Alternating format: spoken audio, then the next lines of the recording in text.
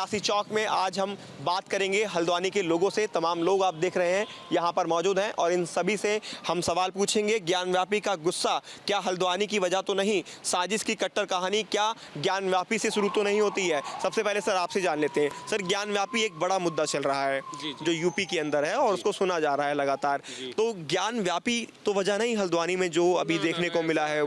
तो अभी कुछ सामने नहीं आया क्योंकि ये अतिक्रमण का मुद्दा था और ये एक प्रशासन से एक स्थानीय जो एक विशेष समुदाय है उसकी एक थोड़ी सी लड़ाई है, ऐसा कहना रहेगा। लेकिन ज्ञानव्यापी से इसका कोई मेरा ख्याल है मतलब नहीं होना चाहिए। 24 का जो चुनाव नज़दीक आ रहा है, ऐसे में इस तरह की बयानबाजी जो की जा रही है ये आग में घी डालने का काम कर रही है, क्या कहेंगे इसको लेकर? नहीं, ये गलत है। ये इनका जो है, इनको विशेष समुदाय के लोगों को भड़काना ये तो बहुत ही गलत है। इससे फिर दिक्कतें पैदा होंगी आगे के लिए। क्या हल्द्वानी में भी दिक्कतें होंगी? क्योंकि अभी हल्द्वानी में जिस तरह से अभी आपने बताया एक स्पेसिफाई जगह को तोड़ने को लेकर विरोध हुआ, लेकिन अगर इस तरह के बयान अब और आते हैं तो ये तो और भी ज़्यादा दिक्कत होंगी। नहीं, ये भड़काएंगे तो फिर दिक्कतें बढ़ेंगी, जाहिर सी बात है। वो तो कोई उसको कोई नहीं रोक सकता। फिर इस घटना के बाद खास तौर पर हल्द्वानी की अगर हम बात कर लें, अगर ऐसे बयान यहाँ पर इंटरनेट सेवाएं बंद हैं, अगर बयान यूट्यूब पर या फिर व्हाट्सएप पर इन सब पर सर्कुलेट होता है तो उसका क्या इम्पैक्ट देखते हैं आप? देखिए, हर बयानबाजी का कोई ना कोई इम्पैक्ट होता है और सबसे पहले तो प्रशासन ने जो पहल करी कि इंटरनेट सेवा बंद करी, बहुत ही बढ़िया करा। और तौफीक राजा की जो बयान है ये बहुत, अगर आप देखे जाए तो एक धर्म विशेष को लेकर उन्होंने जो जिस हिसाब से बयान करे, बहुत गलत बयानबाजी है ये।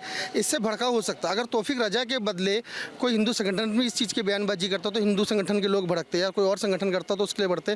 तो और इस चीज़ को नहीं होनी चाहिए ऐसी बयानबाजी, जो हमारा सोचना ऐसा है। तुष्टीकरण की राजनीति लोग करते हैं, क्या उस तुष्टीकरण की राजनीति करने से 2024 के लोकसभा चुनाव में उन्हें जीत मिल जाएगी अगर वो ये सोच कर रहे हैं? देखिए, 2024 के चुनाव हुए या चाहे आप कोई सा भी, हिंदुस्तान का सबसे छोटा चुनाव जो होता है पार्षद का और प्रधान का होता है, जो जीत मिलती है वो काम से मिलती है। जो जिस हिसाब से काम करता है उस हिसाब से जीत मिलती है। और जो काम हो रहे हैं वो तुष्टीकरण की राजनीति से मुझे नहीं लगता है कि इन चीज़ों से कोई जीत मिलेगी। सर, आप किस तरह से देखते हैं, क्या ज्ञानव्यापी में जो हो रहा है, ज्ञानव्यापी पर जो मसला चल रहा है, उसका गुस्सा हल्द्वानी में फूटा है, उसको मानते हैं आप? नहीं सर, बिल्कुल नहीं। एक पैसे का गुस्सा हल्द्वानी के अंदर किसी भी ज्ञानव्यापी या राम मंदिर, जय श्री राम के नाम से कुछ भी नहीं हुआ। लेकिन जो हुआ है वो बहुत अच्छा हुआ है। हाँ, उसके लिए मैं धन्यवाद कहता हूँ। जो पत्थरबाजी हुई है वो अच्छी हुई है, आप ये कहना चाह रहे हैं? नहीं, जो हमारा प्रशासन ने किया है, कार्रवाई जो प्रशासन ने की है, जो मदरसे और मस्जिद को तोड़ने का काम किया है, वो बहुत अच्छा किया है। उसके लिए मैं राजीव शुक्ला आपके सामने बिल्कुल बयां करता हूं कि ऐसा होना था, पहले भी होना था और आज जो हो गया तो उसको तो होना ही था। ठीक है, इसके बाद में मैं किसी भी मुद्दे से आपको और आप काफ़ी सेटिस्फाइड हैं ये जो प्रशासन ने किया? इलीगल जो ज़मीन थी उसको तोड़ा गया। बिल्कुल, ये एक अवैध कब्जे का मामला था और अवैध कब्जा सरकार को हाई कोर्ट के निर्देशानुसार ये सारी चीज़ें हुई हैं और जो अवैध कब्जा सरकार की ज़मीनों पर करेगा, सरकार ने बिल्कुल इस पर दंडवत कार्रवाई की है।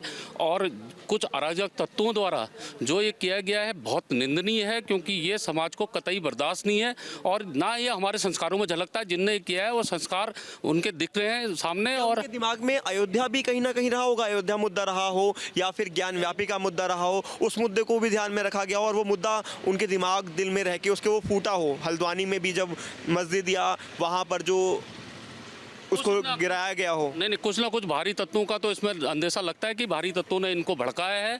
कुछ लोगों ने धर्म विशेष के नाम पे भड़काया हो सकता है, इसको हम मान सकते हैं। लेकिन जो सरकार ने अब पहल की है वो बहुत अच्छी की है और अवैध कब्जे जो जगह जगह पहले भी ढाए गए हैं और गलत जगह से उत्तराखंड राज्य में अगर इस टाइप के कब्जे होंगे तो उनको ढहाने का काम सरकार लगातार करेगी। हमारा जो एक ताना बाना जो न्याय की जो व्यवस्था है उसको ध्वस्त करने का जिस प्रकार से देश के दुश्मनों ने ये कुकृत्य किया है, इसमें यह प्रतीत होता है कि ये 2024 से इलेक्शन से पहले ये देश का माहौल ख़राब करना चाहते थे। जो आप बार बार प्रश्न कर रहे हैं कि क्या इसमें अयोध्या मामला या अन्य कोई मामला था या नहीं था, तो मुझे लगता है कि इसमें सिर्फ एक अयोध्या वाला मामला ही नहीं है। जितने भी देश को प्रगति के पथ पर ले जाने वाले सवाल मैं आपसे ये कहना चाह रहा था कि एक तरफ ज्ञानव्यापी हो गया, अयोध्या हो गया, अब ये हल्द्वानी एकदम से अचानक से यहाँ पर इस तरह से ही मुद्दा उठ जाता है, तो क्या ये आपस में रिलेट करते हैं? ये इसको देखिए किसी ना किसी तरीके से लिंक करने का प्रयास किया जा रहा है, ऐसा कुछ है नहीं। परंतु ये इसमें आप चाहे अयोध्या राम मंदिर कह लें या कोई भी देश या जो हमारे बहुसंख्यक जनता है, उनके विकास की जहाँ कहीं पे भी बात आती है, देश के दुश्मनों को ये जरूर खटकता है। इसीलिए ये षड्यंत्र के तहत इस प्रकार के कुकृत्य कर रहे हैं। मैं तो यही ओपिनियन रखती हूँ कि ये तो एक तरीके का कहते हैं आतंकवादी टाइप का हो गया कि आप किसी की भूमि पे कब्जा कर रहे हैं। यदि हमारी अपनी भूमि पे यदि कोई एक सुई भी रख दे तो हम उसके लिए क्या कर देते हैं, जोड़ तोड़ लगा देते हैं, वो उसे हटा ले। और हम सरकार की ज़मीन को हथिया रहे हैं और सरकार की ज़मीन को ही नहीं देना चाह रहे हैं, तबकि हमारे माननीय न्यायालय ने आदेश किया कि इस अतिक्रमण को हटाया जाए। आप उसकी भी अवमानना करें तो कहीं ना कहीं हम संविधान को इग्नोर कर रहे हैं पूरी तरीके से। अच्छा, ज्ञानव्यापी का गुस्सा जो है हल्द्वानी के अंदर तो नहीं फूट गया है और साजिश की ये कट्टर कहानी तो नहीं दिखाई दे रही है? ये तो उनकी सोच को दर्शाता है कि ज्ञानव्यापी का मुद्दा था या राम मंदिर का था, या जिसको वो जोड़ना चाह रहे हैं, लेकिन जोड़ा नहीं जा सकता क्योंकि अतिक्रमण ज्ञानव्यापी से पहले चल रहा था।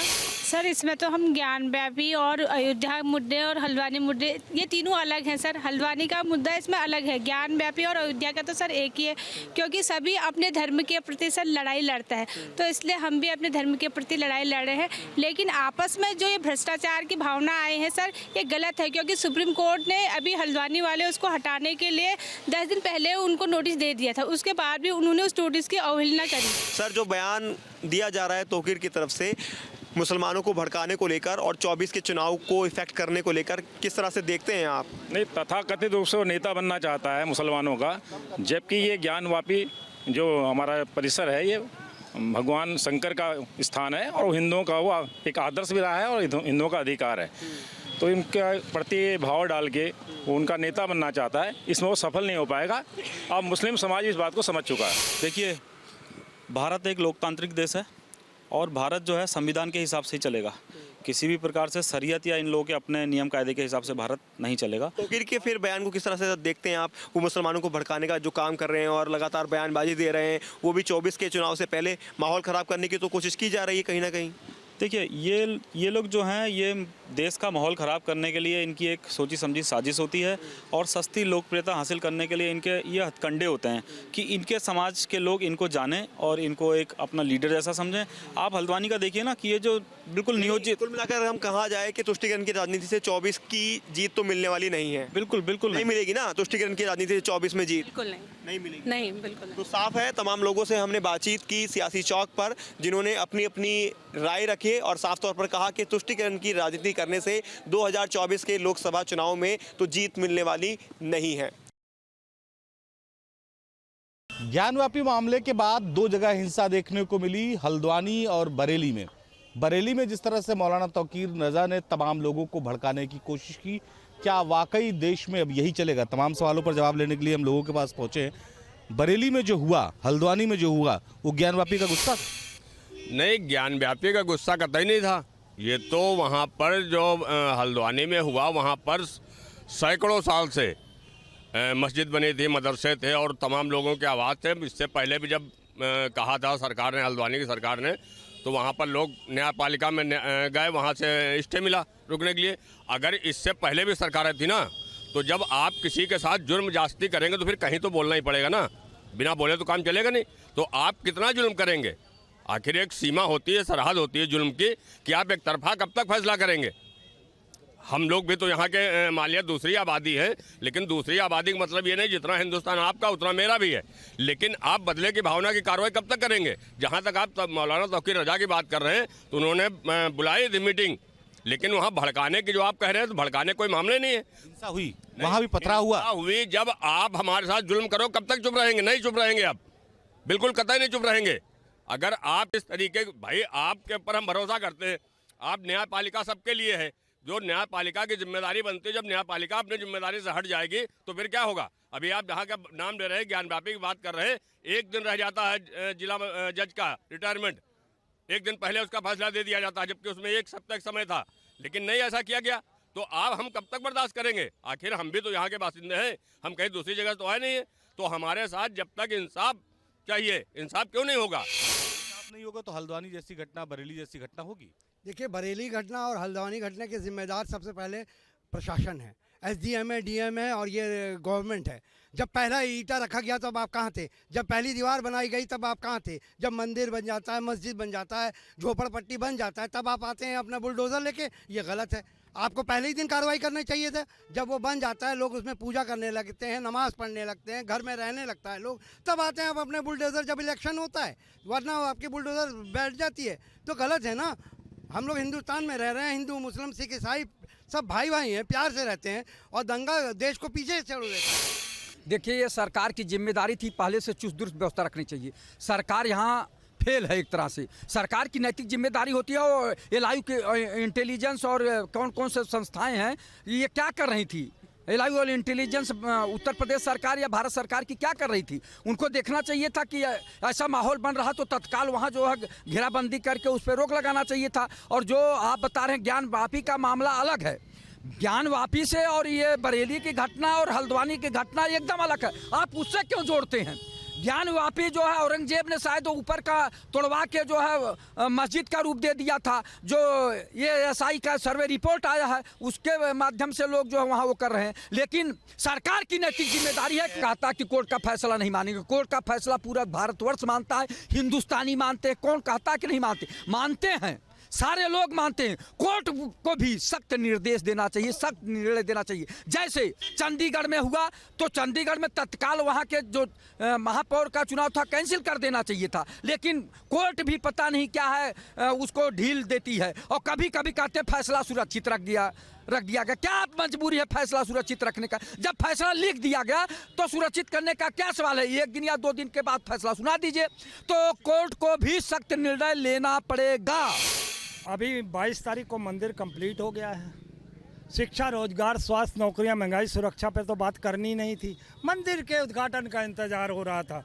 नहीं तो जो मणिपुर में आग लगी थी, अगर ये बीच में मंदिर वाला मसला ना पड़ा होता उद्घाटन का, तो दंगे की शुरुआतें वहीं से लिख दी जाती। अब जो है चुनावी भूकंप जो है वो आया है हल्द्वानी से, जो बरेली पहुंचा है, और पूरे उत्तर प्रदेश में नहीं पूरे भारत में ये चुनावी भूकंप पहुंचेगा।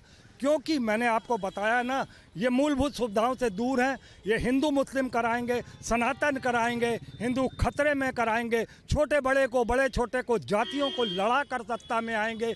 और ये इन्होंने ये काम शुरू कर दिया है बाखूबी, और ये बदस्तूर जारी रहेगा 2024 तक। लड़ा कोई किसी को नहीं रहा है, लड़ा कोई किसी को नहीं रहा, बस मानसिक सोच है लोगों की। और मैं तो कहता हूँ जो मौलाना है, जो आतंकी मानसिकता के लोग हैं, वो एक नवाज के जो एक पुण्य स्थल है, नवाज के अड्डे को एक दंगा मानसिकता पैदा करने, लोगों को जो है मानसिक माइंड मेकअप करके उनको वहाँ से दंगे के लिए तैयार करके लॉन्च कर दिया जाता है।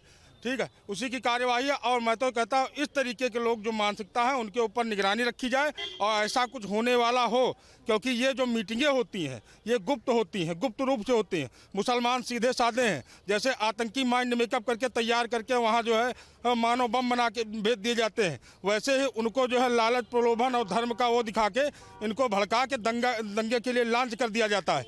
इसमें कोई किसी, अब ये बताइए, सरकार की ज़मीन, रेलवे की ज़मीन थी, किसी कौन सा धर्म कहता है किसी दूसरे के किसी सरकार मतलब ज़मीन में आप, और इनके मुस्लिम धर्म, जो मुस्लिम धर्म के गुरु हैं, वो भी कहते हैं कि गैर जो विवादित ज़मीनें हैं और उसके बाद दूसरे की ज़मीनों पर मस्जिद बना के वहाँ नमाज अदा करना गलत माना जाता है। दंगा देखिए, कुछ जो विपक्ष के लोग हैं जब से सत्ता से बाहर हुए हैं तब से उनको लग रहा है जो देश में अमन चैन बना हुआ है, योगी सरकार, मोदी सरकार ने, और उत्तराखंड में जो पुष्कर सिंह धामी की सरकार है, जो दंगा मुक्त प्रदेश का लेकर, दंगा मुक्त देश का लेकर जो भाजपा मिशन चल रही है, उसको खाली खंडित करने के लिए, क्योंकि 2024 का चुनाव आ गया है, विपक्ष के पास कोई मुद्दा नहीं रह गया है, जनता के बीच में जाते नहीं, अपनी आवाज़ उठाते नहीं, कार्यकर्ताओं की कमी है। तो इस तरीके के पहले भी आपने देखा होगा CA/NRC का जब आंदोलन हो रहा था, या किसान जो हमारे देश का मासूम बेजुबान था, उसको भी विपक्ष ने भड़काने का काम किया, उसको उत्तेजित कर दिया, इतना उत्तेजित कर दिया कि दिल्ली पे जाकर लाल किले पर हमला कर दिया, हम लाल किले को कब्जे में ले लिया, जिससे देश में कितना नुकसान हुआ।